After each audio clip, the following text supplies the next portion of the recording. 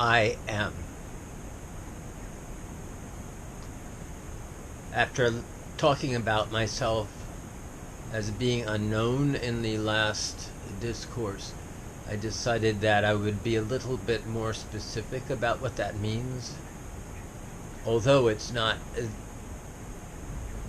that somebody has said something to me and said, well, I don't understand what you mean by unknown. I know you.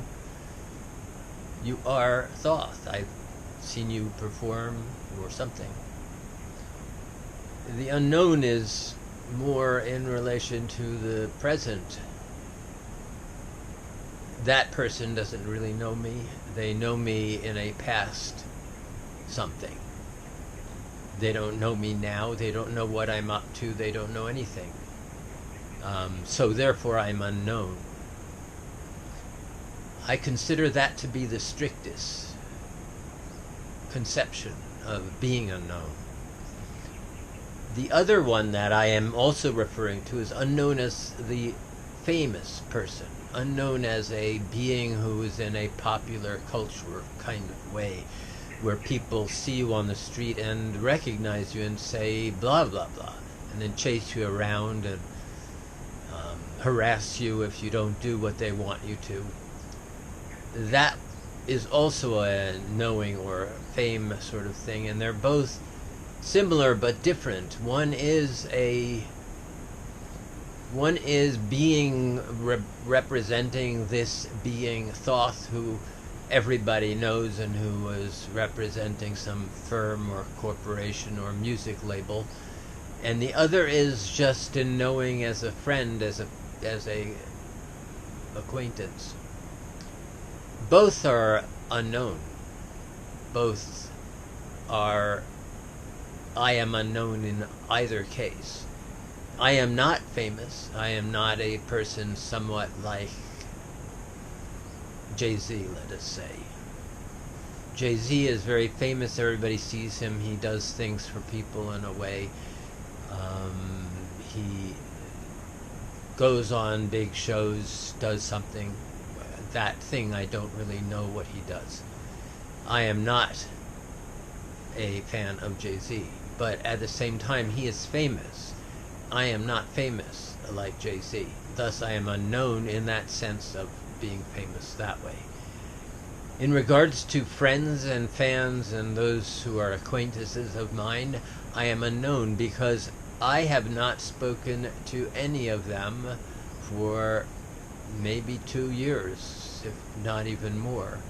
And the last time I did speak to anyone, I was listening to any one of them talking about whatever they were doing, and not one asked me about what I was doing. So nobody really knows what I'm doing. I'm unknown. That is what I mean. Do I take it as a negative? Am I expressing this in this discourse as a negative? No. I actually like that. I'm a recluse. I'm a person who is alone. I am a person who is doing my work alone because I want to do it. And if I am known and if I am famous, then I would have to stop doing it. I would have to do what people wanted me to do. In being famous, they would expect me to do this show or that show or do this talk or that talk. I don't want to do that. I want to create or learn. That is what I spend my time doing. Am I known through my friends and fans and acquaintances? No.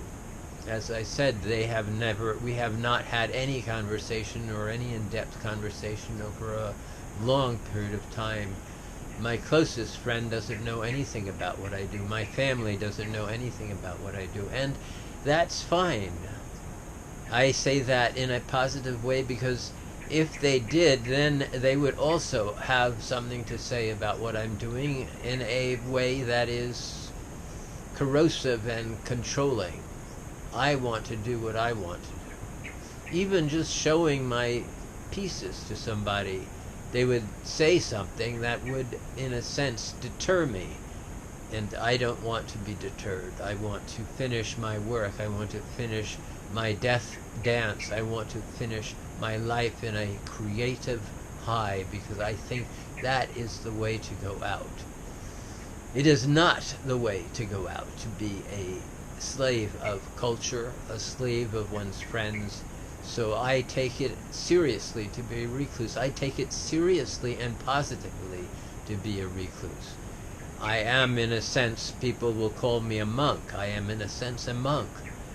The monks spent all of their hours in creative work or copying sacred texts. The reason I'm not a monk in that sense is because those monks were dedicated or devoted to the Christian or Catholic construct, and I am not. I abhor the Christian and Catholic construct. I abhor most religious constructs. I don't believe in them. I don't believe and do not want my faith taken by them. My faith is completely dedicated to my creative act, because in that I believe is the reason for me to be alive, is to fully create and manifest my spirit from this life, to develop, to devote everything to that. Up until now, I have been able to run around the streets and just play and sing and dance, and that was my creative act. It was very distracting from my more sedentary creative acts that I do now, but I consider that to be the most karmically satisfying of all the things I've ever done. And I still haven't given up on it. I just haven't figured out how to do it. I'm kind of in a place where it's not possible to leave on a creative and performance and walkabout odyssey without wasting quite a bit of time and working myself over so that I am still not beginning it.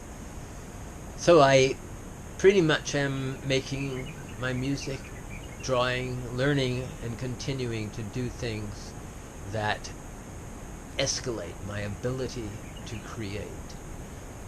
I do many, many things that people could not and will not and do not care about. That is also unknown.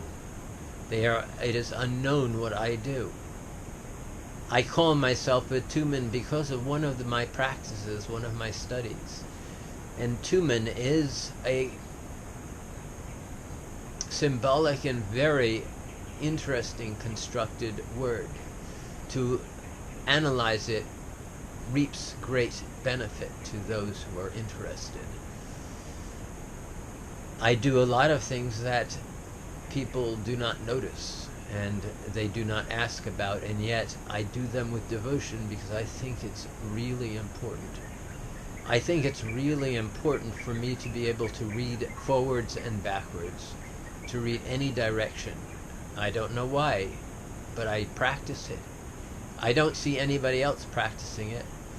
Leonardo da Vinci was perhaps one of the people who set me on this path, because he did it. He studied that way. So I study this way. Is it because I admired him? Is it because I idolized him? I cannot say that. I can say, though, that his creative acts, his path of creativity was one of my most it helped me the most. Of course, I have a lot of people like that, but I'll speak of him as one of my most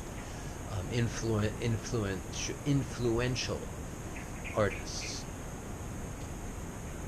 So being a known is a very diverse understanding. To hold it without feeling in a negative way that I am unknown is difficult. I still have the vestiges of my youth where I wanted to be such a famous so-and-so. There were many things that I wanted to be a famous so-and-so as. I think I wanted to be a famous tennis player. I think I wanted to be a famous writer. I think I wanted to be a famous cook. I think I wanted to be a famous musician. I wanted to be a famous dancer. I wanted to be a famous actor. I wanted to be a famous good person. None of these have transpired. In a sense, I became a famous performer. But I would say that I was a famous performer in a sense that I was so challenging to people that I was famous for being challenging, not because people opened their arms and welcomed me into their culture, but because I was so different from all things that they perceived that I became famous for being strange. I still am famous for being strange, or still recognized. The misuse of that thing, the famous, recognized is more what I mean. Recognized for being unusual, unique, strange, is still prevalent here in Bali. The Balinese have, in a certain sense, they could say that I'm famous, but at times I am yelled at on the street from a Balinese person who recognizes me, and they call me Pulu Pulu. And that is because of the performances I used to do, the walkabouts around the Penistan, singing to people, singing into people's eyes, singing out from my heart. I considered that to be a hugely karmic significance to me, and very important to the path that I have laid and hope for myself to do a death dance in full splendor. So I am recognized very much in Bali for those walkabouts I did. I am also recognized just because I dress and place myself out in public in such a iconoclastic way. People rarely say that to me, they rarely talk to me, they rarely say anything except Pulu Pulu. But there are sometimes smiles, there are sometimes frowns, there are sometimes dancing, clapping. It depends on what it is. That to me is lovely.